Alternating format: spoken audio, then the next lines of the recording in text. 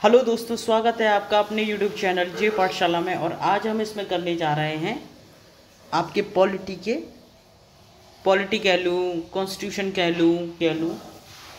तो आज हम इसमें जो आपकी पॉलिटी है उसके एमसीक्यू इसमें करने जा रहे हैं। और पहला क्वेश्चन क्या कहता है इसको देख लेते हैं। ये क्या कहता है? ये कहता है कि भारत सरकार अधिनियम 1858 में संदर्भ में निम्नलिखित कथनों पर विचार कीजिए। अच्छा, तहत भारत में शासन की द्वैध प्रणाली समाप्त कर दी गई थी। तो क्या ये स्टेटमेंट राइट है? तो मैं आपको बता दूं, ये स्टेटमेंट आपका पूरी तरीके से राइट है। दूसरा पढ़ लेते हैं कि कानून बनाने की प्रक्रिया में भारतीय प्रतिनिधियों को शामिल करने की शुरुआत हुई थी। ये स्टेटमेंट आपका रॉन्ग है। क्यों रॉन्ग है? क्योंकि भारतीयों को प्रतिनिधि बनाने या भारतीयों को कानून बनाने की प्रक्रिया में शामिल करने की जो शुरुआत थी ना, वो 1861 भारत परिषद अधिनियम के तहत की गई थी। कि इस एक्ट के तहत 1858 के तहत। तो ये स्टेटमेंट आपका क्या हो जाता है? पूरी तरीके से रॉन्ग हो जाता है। पहला राइट है, दूसरा रॉन्ग है। तीसरा पढ़ लेते हैं। इसके तहत भारत के राज्य सचिव का पद सृजित किया गया। ये स्टेटमेंट आपका राइट है। इसी के तहत किया गया था, इसी अधिनियम के तहत एक नया पद जो है क्रिएट किया गया था। तो चलिए, उपरोक्त कथनों में से कितने कथन सही हैं? तो आपको मैं बता दूं, इसका जो राइट आंसर है वो है ऑप्शन नंबर बी। आपका राइट आंसर है, पहला और तीसरा। चलिए नेक्स्ट क्वेश्चन देख लेते हैं। ये क्या कहता है? ये कहता है कि भारत शासन अधिनियम 1935 के संदर्भ में निम्नलिखित कथनों में से कौन सा प्रावधान प्रदान नहीं किया गया था। तो पहला पढ़ लेते हैं कि देश की मुद्रा और शाख पर नियंत्रण के लिए आरबीआई की स्थापना ये की गई थी। ठीक है।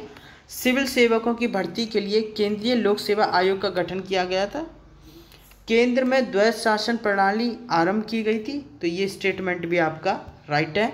और केंद्र और प्रांतों के बीच 3 सूचियों के आधार पर शक्तियों का बंटवारा किया गया था। ये स्टेटमेंट भी आपका राइट है। तो जो दूसरा स्टेटमेंट है वो रॉन्ग है, बाकी तीनों स्टेटमेंट जो है वो आपके राइट हैं। पहला, तीसरा और चौथा आपका राइट है, दूसरा गलत है। चलिए नेक्स्ट क्वेश्चन देख लेते हैं। ये क्या कहता है? चार्टर कानून 1813 के संदर्भ में पूछ रहा है, निम्नलिखित कथनों पर विचार करें। ये कह रहा है कि इस कानून ने भारत में कंपनी के व्यापार एक अधिकार को समाप्त कर दिया। जी बिल्कुल, 1813 से ही शुरुआत हुई थी। तो कंपनी के जो व्यापार की एक अधिकारता थी, मोनोपोली थी, उसको जो है वो क्या कर दिया था?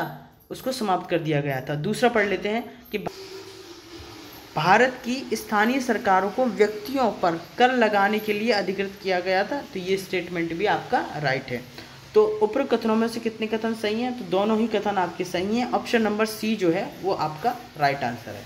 चलिए नेक्स्ट क्वेश्चन देख लेते हैं। ये क्या कहता है? ये कहता है कि भारत शासन अधिनियम 1919 के संदर्भ में बात कर रहा है।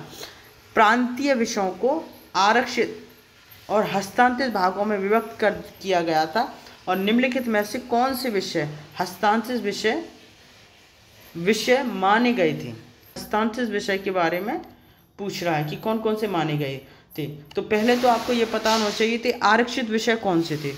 तो मैं आपको बताऊं, आरक्षित जो विषय किए गए थे ना, वो थे जैसे कानून व्यवस्था हो गई, वित्त हो गया, भू राजस्व हो गया, सिंचाई हो गया, या जो निजी संसाधन थे जिन पे ब्रिटिशों का अधिकार था, जिस पे वो अपना अधिकार समझते थे। समझे कि यहाँ पे जो इंडिया में जो कुछ भी प्रॉपर्टी है ना, वो सब अपनी है, अपनी मालिक है भैया, वो वाले। और हस्तांतरित विषय कौन कौन से थे? जैसे शिक्षा हो गया, स्वास्थ्य हो गया, ठीक है।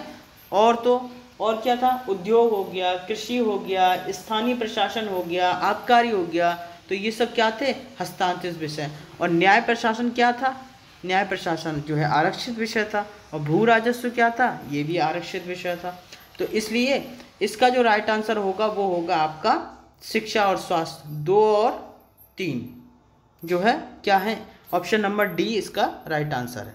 चलिए नेक्स्ट क्वेश्चन देख लेते हैं। ये क्या कहता है कि भारत परिषद अधिनियम 1861 के संदर्भ में कौन से प्रावधान किए गए थे?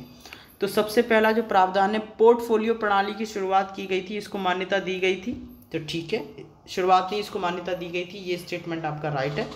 दूसरा, विधान परिषदों के कार्यों में वृद्धि कर उन्हें बजट पर बहस करने के अधिकृत किया गया था, ये स्टेटमेंट आपका रॉन्ग है। प्रांतीय स्वायत्तता को बढ़ाने में कारगर था ये बिल्कुल, ये स्टेटमेंट आपका राइट है। और वायसराय को आपातकाल में बिना काउंसिलिंग की संस्तुति के अध्यादेश जारी करने की शक्ति वो इसी अधिनियम के द्वारा, भारत परिषद अधिनियम 1861 के द्वारा ही दी गई थी। इसी के द्वारा जो है वायसराय को अध्यादेश जारी करने की जो है वो शक्ति प्रदान की गई थी।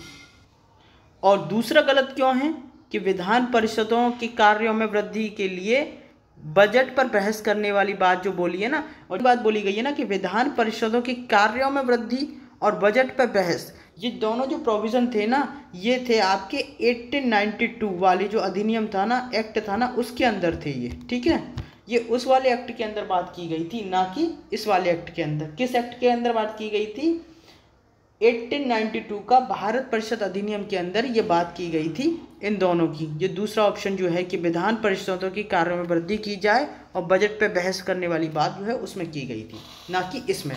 तो इसका जो राइट आंसर है वो क्या है? पहला सही है, दूसरा गलत है, तीसरा सही है, चौथा सही है।